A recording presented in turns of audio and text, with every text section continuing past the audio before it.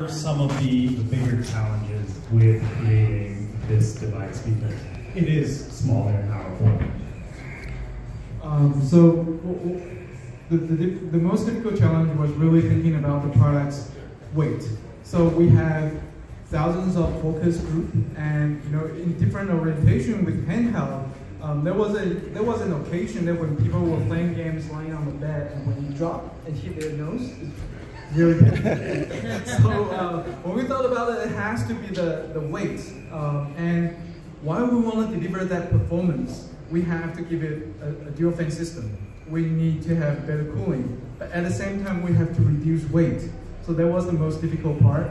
And we figured out on the focus group that the optimized weight was actually 600 grams. So we actually set 600 grams as our goal. But we went through relentless efforts of reducing that weight. We were still 8 grams too heavy. But we were pretty proud about what we were able to deliver. Still, that's the best-in-class design compared to all the other designs that you are seeing in the market. The other thing is the software side of things, being able to assist customers to navigate through different experiences between a controller type of setup, a keyboard mouse type of setup, as well as a touchscreen setup. So we ended up running 2 ECs. ECs are controllers that are able to deliver information about your keyboard mouse input as well as your controller inputs. And we have two of them running in parallel. So it's easier for customers, and we create a mode called auto mode. So if you don't know which profile to use, it will actually help you to choose. And those two are the most difficult part that we have to make. Okay, I think one of the other big questions people have is many of these devices are Linux or Android. What was the main factor? Why did you guys pursue Windows with this device? So first of all, Android, we have an Android gaming device, which is the ROG Phone 7. So with Android games, we do have the ROG Phone that service that market. But like I said, I'm a gamer myself. I don't want to go and repurchase my games. I want the platform that actually is inclusive with all the libraries that I have access to. I don't want to be limited, right? So that's why Windows give you such inclusive environments that you can do all that. The other thing is, it actually offers you the access of the latest hardware. Because of the install base on Windows, most of the latest hardware will always have the latest driver and firmware for it, so you can always ensure that you get the best technology at the time. Well, I've actually had the privilege to use this device a lot with Windows 11, and I gotta say, it just performs beautifully. I mean, what makes this the ideal device for Windows, and what kind of improvements can we expect to see in the future? Yeah, well, am I on? Yeah. Oh, yeah. Okay. Hi, everybody. So I've kind of grown up a little bit in the Windows ecosystem, actually, at Microsoft. And so, now you're on. am I on? Not on. No trade. Okay. I'm going to use the function. Can everybody hear me? Oh, wow. That's a lot better. So, hey, everybody. My name is Roanne. I've kind of grown up within Microsoft, managing and working with the Windows ecosystem and building out Windows platforms. And I mean, I think Shaun said it really well. One of the things that I think you can always rely on is kind of the power of the PC gaming community. And for me, there's a couple things I think Windows does great. Like, first, it's familiar. When you pick up this device, kind of know how to use it. Like, you know how to connect devices to it. You know how to navigate the user experience on it. So there's this familiarity of that I think is really powerful. I think innovation is super important to this as well, and constantly making sure that the platform's keeping up with the power of where the ecosystem is going. I think we see that with some of the silicon optimizations that we'll talk about today. You even see that with us taking platform capabilities that we've had in Xbox and bringing those to Windows. Like direct storage is a great example of that. And then for me, there's this aspect of compatibility. I think really the device and platform is kind of in service of the games that you're going to play. And I'm proud that you pick this up and you see the app experience, and it's got all the stores in there that you would want. You're not locked into just an Xbox store. It's a really important value proposition from my perspective, of kind of putting the player in the center and putting the game experience in the center. I think a big big part of that value proposition is You're Xbox Game not Pass. working. You guys just quiet. I got you. Yeah, so I think a big part of that value proposition is in fact Xbox Game Pass. Yeah. And how do you think that the users are going to make the most out of this? Yeah. It's like mirror back and forth. So like obviously I want Xbox Game Pass to be something that is super valuable to the players' experiences, and so we're going to put a lot of energy into making that really an exceptional experience. And so, Game Pass is essentially something that you have a monthly membership to. You get 3 months free on the device, and it basically exposes you to hundreds of games that you can kind of somewhat play at your fingertips. We have day and date, so the day we launch it, the day it shows up in Game Pass for all of our Xbox Game Studios. You see that today with Minecraft launching. We've done partnerships across the ecosystem as well. So I'm excited that you actually have your EA membership in there. There's special Riot capabilities that you can integrate in for membership or for members of Xbox. So to me, this is very much kind of really trying to put games somewhat front and center and make that really accessible to players. I kind of like this idea of power to play and how quickly you can do that.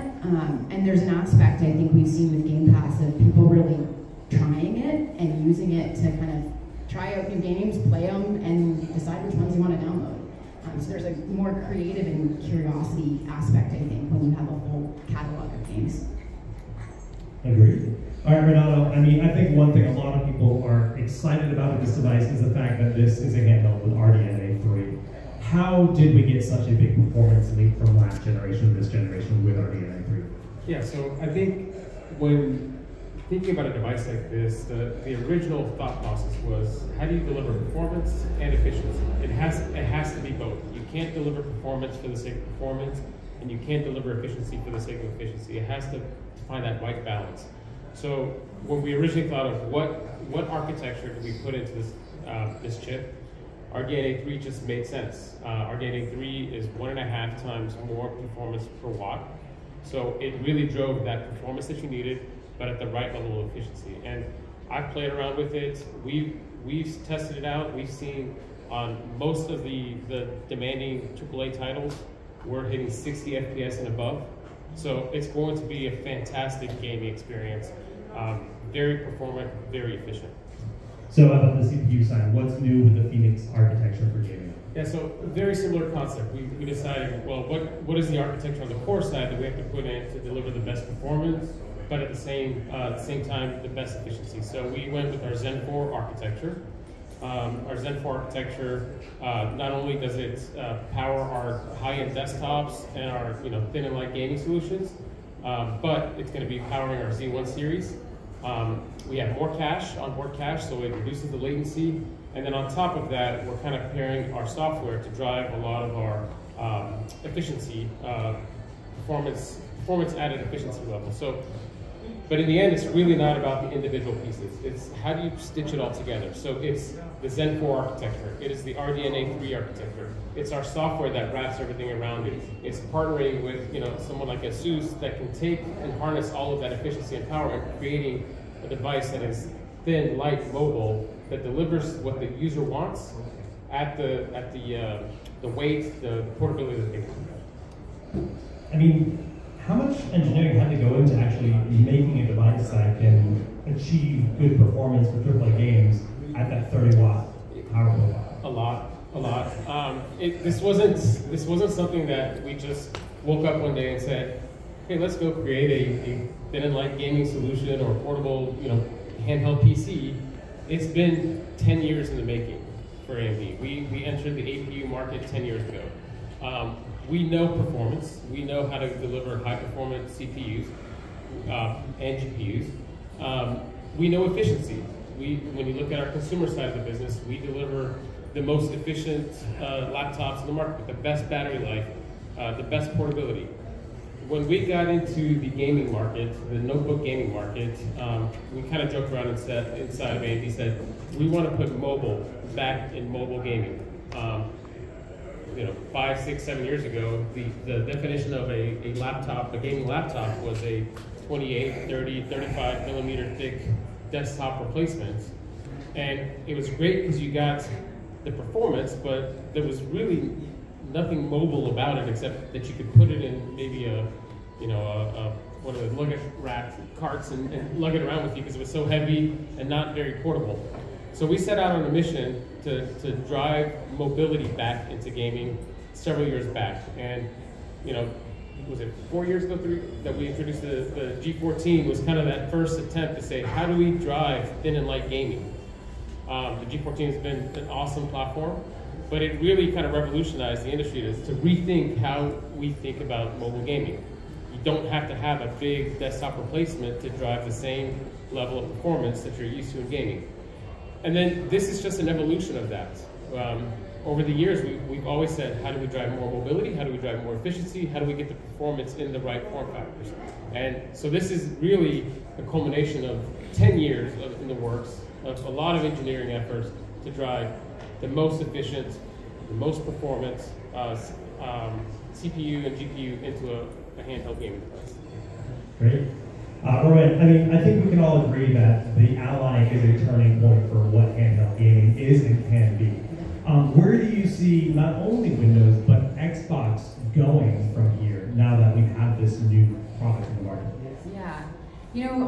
I think it's interesting to kind of think about who the customer for this is, and I think there's going to be a lot of appeal to existing PC players who can now have this experience that they can sort of take on the go. But I also think it's going to be interesting to see how it actually appeals to a new customer. And I think that's both, like a console player who hasn't necessarily been, like myself, as deep in PC. Now I actually have a way with the Game Pass apps and the experiences, like I actually have a way to now go both experience cloud streaming of my console apps, but also a full fidelity native experience with PC games. And so this idea that I can now have a form factor that I can bring with me on the go, like you talk about lugging a laptop, like how many people have put their monitor in their console in the back of their car? Like I'm pretty sure lots of folks in the rooms have done that, right? So this idea now that like I can do this, my bigger thing is like with my kids, it's like, can I play it in the backseat of the car? Like it just completely changes the narrative in my household on where things are gonna go. So I'm pretty excited about kind of the mobility, and I'm excited about it as this ultimate accessory and experience that both will complement PC, but also will complement console. Because I think that's a pretty unique thing that the Ally is doing, coupled with Game Pass, that we haven't really seen before. Yeah, just a few years ago, those were two very different communities, and now they're being married. I want to talk a little bit more about the Z1 series and what exactly led to the creation of the Z1 series. Yeah, so we always start off with the end consumer in mind. We wanted to go look at what does that market segment really need. I think it can be confusing if you end up creating a one-size-fits-all, because in the end you don't really get the best of both worlds. You kind of get the worst of all worlds if you try to create a high-performant CPU, but it's not very efficient, or vice versa. So we this year, with our 7000 series, have really looked at how do we attack the segments and provide the best experience for the end customer for that segment. Whether it's our 7045HX series processor that is geared towards the high-end enthusiast mobile gamer, whether it's our 7040HS series, which is thin and light gaming that provides kind of that best balance of a thin, portable gaming laptop that does it all, whether it's gaming or you use it as your everyday device. And then we said we should go create a unique, optimized solution that is for this handheld gaming, because they're different experiences, they're different optimization points that we have to go after. So we created the Z1 series that will be servicing this market. And again, it's all about the optimization points, the balance between performance and efficiency that's very different in this system versus a high-end 7045HX that all they want is the maximum throughput on that. So that was kind of the genesis, is how do we make sure that we are targeting the consumer need for the market, and we're creating the device. Thank you, Siri. Glad that wasn't me.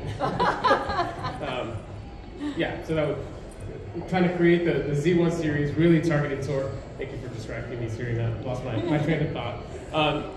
Really at the end consumer space, and not confusing the market of one size fits all, but it's the perfect size for the perfect market. So Frank, do you think we're going to see long-term use for these kind of APUs moving forward? I do. Like Renato said, this isn't something that just emerged as an idea a year or two ago. This has been something that's been in the works at AMD for over a decade.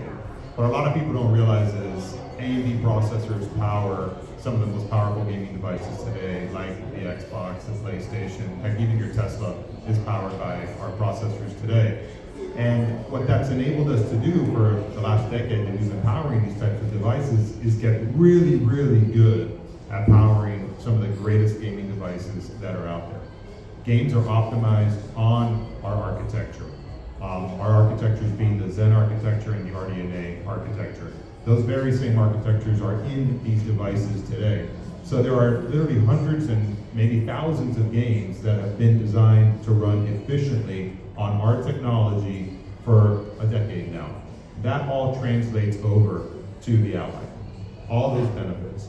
And it's also going to translate over into giving you, like Rowan said, compatibility with all of these games. So if you bought a game 5 years ago, 6 years ago on Steam or the Epic Store or any of these platforms or Microsoft Store, you're going to be able to play these games on this device. There are very few other gaming devices that give you that type of a value proposition. That's one of the things that makes PC gaming so special. And because this is a PC gaming platform, you're getting all of those benefits. If you buy a game today, you know in 5 years, you'll be able to play that on the Ally version 5.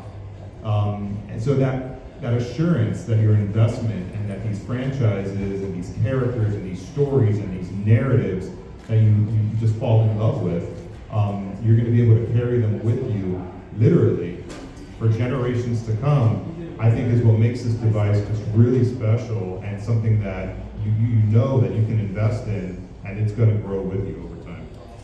What other kind of technologies are built into this device that users can take advantage of? Well, what's really interesting is obviously there are other gaming handhelds that are out there. But what's really unique about this one is the leading gaming handheld that's out there that sells tens of millions of units a year has approximately 1/20th the amount of performance that the Ally has. 1/20th the amount of performance. The wireless technology that Shaun's talking about is state-of-the-art, latest wireless technology that's out there. Your performance is going to be exceptional. If you want to download the games and play them back on the device, you have the option to be able to do that. You're going to download them at incredibly fast speed. They're going to load because they have a very high performance storage device that's in there. They're going to load quickly. They're going to play fast because you have all that performance.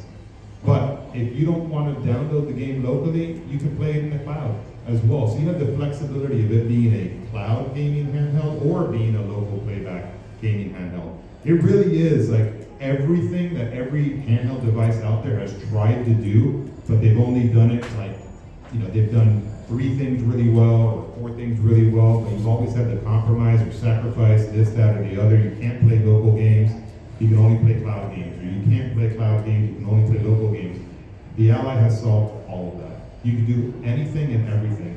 When Shaun talks about all, this truly is an all-in-one gaming device. You can use it as a gaming handheld, play your entire library of local or cloud-based games. You can use it as even a desktop replacement, as he showed when you connect it to the dock, or you can connect it to a TV and play with your friends.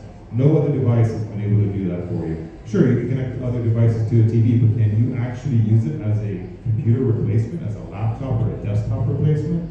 There's no other device out there like that. So this is truly a revolution in what a form factor like this can do, and this will set the stage for every other device that comes after it, much like gaming notebooks did 20 years ago. Shaun, one of the things we saw in your presentation was the command center. And the command center has a load of options that we saw in there, and I want to know just kind of like some of the thought process behind designing that utility. Yeah, we want it to be simple. To say, one of the examples is like, AMD is a great technological Radeon Super Resolution, which allows you to run then a lower resolution, but scale it up to a higher resolution and deliver more frames. I take advantage of ISR all the time. But without keyboard and mouse, this is difficult. It's not difficult, it's a different experience to a laptop where you can launch a multi-window and then you can go to the button right, launch that software and then choose that. You know, that process on this device has to be easy and simple. That's why we just built those shortcuts. Those shortcuts will allow you to have access to the optimization that you want to apply as often as possible, and that's why the command center is right there. So I think another thing that's unique about the Ally is the fact that it works with an external GPU natively, the XG Mobile.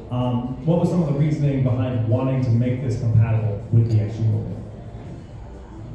So again, we always make a device for ourselves. But XG Mobile started as when we think about external graphics. I don't know if you guys will recall, external graphics used to be like a mini desktops. It would be bigger than this laptop right here, right? You're pretty much carrying a 700 watt power brick as well as the external graphics with you. That's not portable. That's just not portable. So 3 years ago when we launched ROG Flow, we knew that the benefit of XG Mobile is if you want to have a gaming laptop and the performance is needed when you need it, you know, you don't have to build a super clunky laptop that's 25, 30 millimeters. You can have them as thin as 70 millimeters, like the ROG Flow. And then when you need the external graphics, you can just dock it out. So we took a different approach on XG Mobile. Today, XG Mobile is actually 90% smaller than external desktop graphics.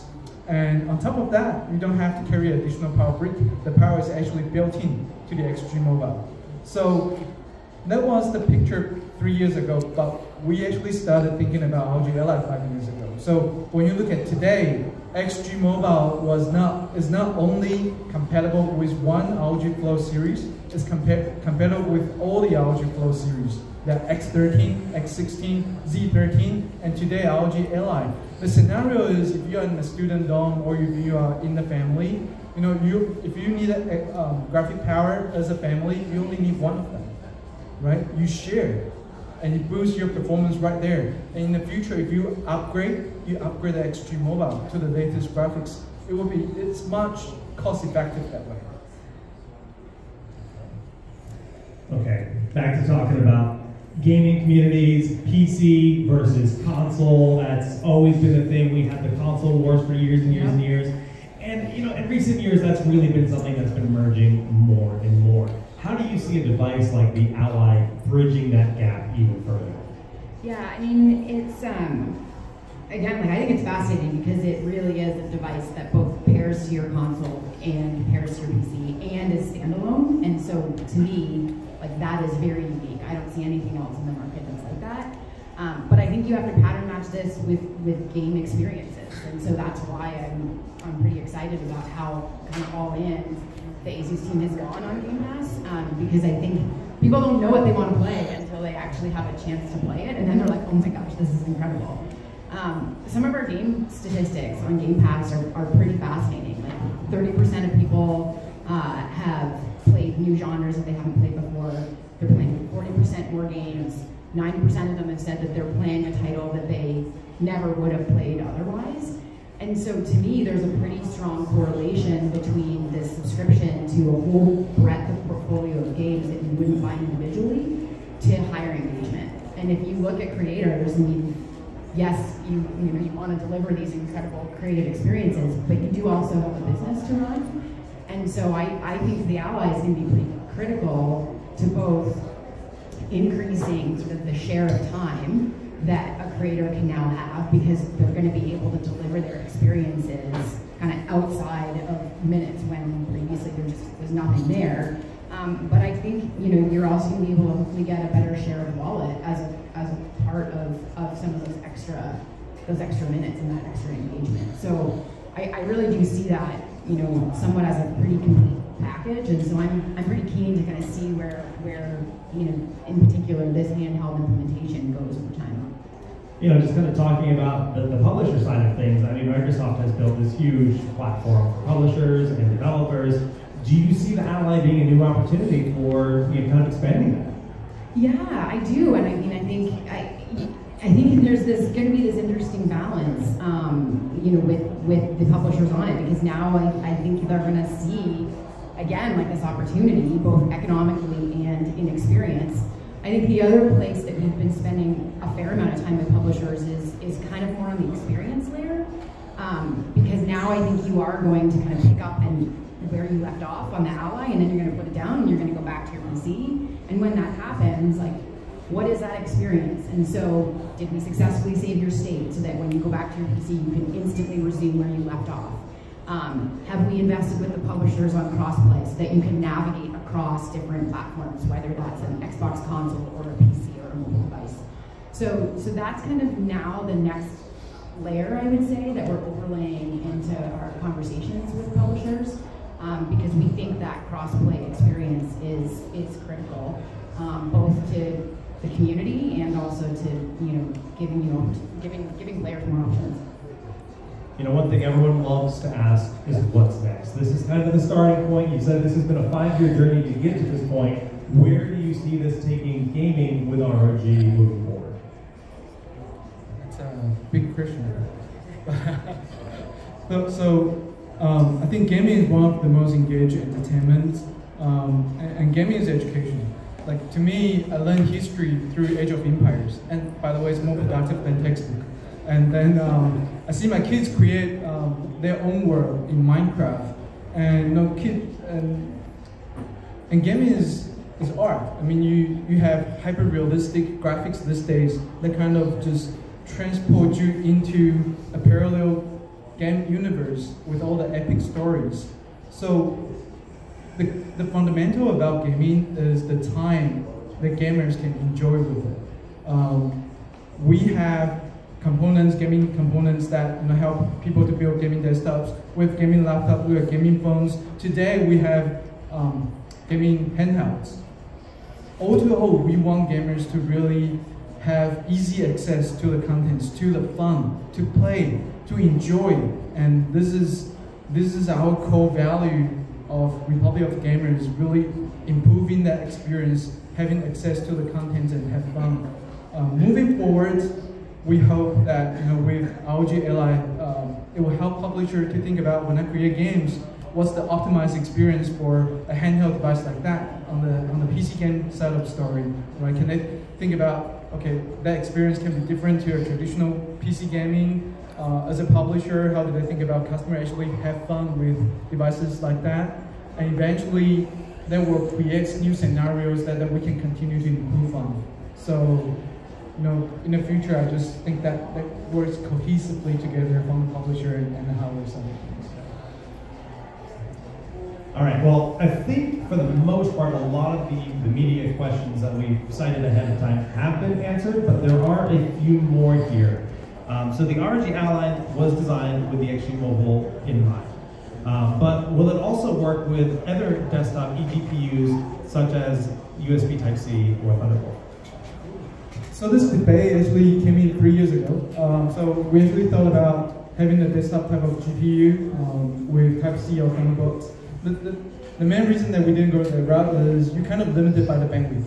You're limited by the Thunderbolt bandwidth compared to the graphic performance that you can deliver from the desktop graphics. So we ended up delivering Extreme Mobile that has a proprietary PCIe Direct. So you are not limited by the bandwidth, and it's way smaller too. So yes, it is compatible. You can connect any external desktop graphics into it. It's just not going to deliver the same experience that you're going to see on the Extreme Mobile. Okay, another question we had was, is there an Ally verified program similar to Valve's that ASUS will use? How quickly is this compatibility pipeline expected to run? Okay, so with Windows, you usually don't need the verified. Native Windows. Native Windows. Yeah, you don't need that. You don't need a verified program like that. It's compatible. Yeah.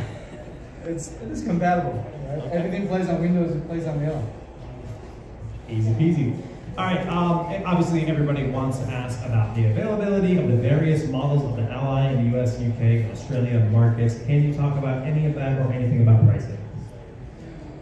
I really hope I can give you the information today, but we are working with retailers on making sure the final business terms and everything. So give us till May 11th to give you that full picture of pricing, availability, and the countries that will launch these products.